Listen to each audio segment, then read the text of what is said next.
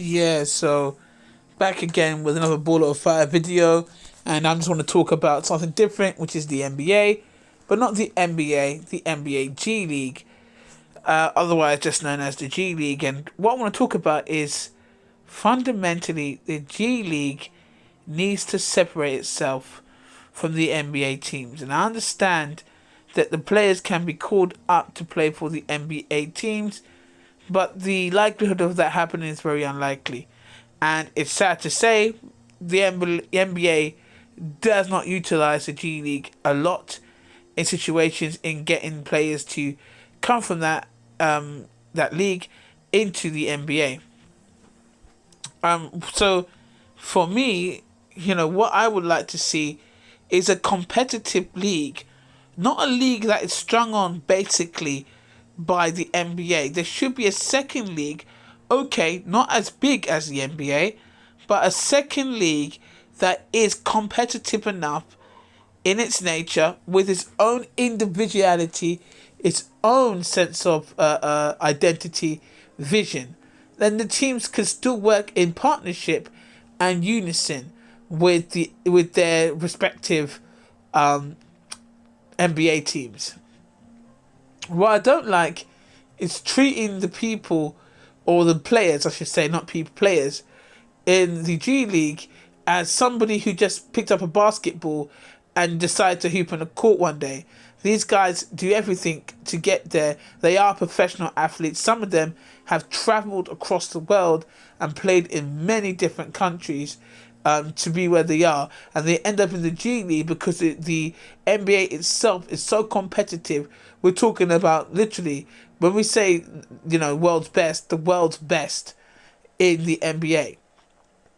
And a lot of people are going to say, no, that is not the world's best. But let's be real.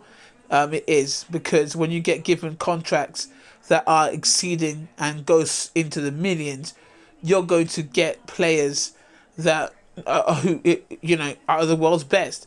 They're not almost going to play for, passion is good, but not a lot of people are going to play for passion alone. Some need to mostly take care of their families. What I want to see is more individual teams, more of an individual identity. Right now, the G League is just being used as a backup league to the NBA, and it needs to change. This is why I think the G League, or as it used to be called, a development league, I think it needs to change and be its own league.